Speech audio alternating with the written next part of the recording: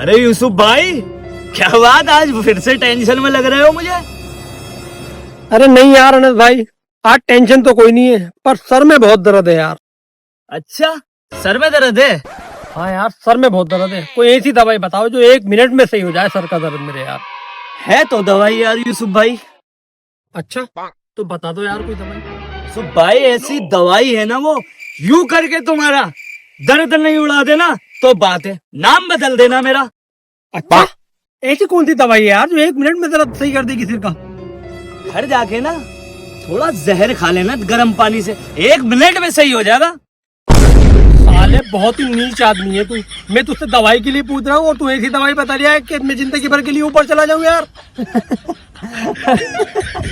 अरे तो क्या हो गया यूसुफ भाई, जिंदगी भर की टेंशन ही खत्म हो जाएगी यार तुम्हारी।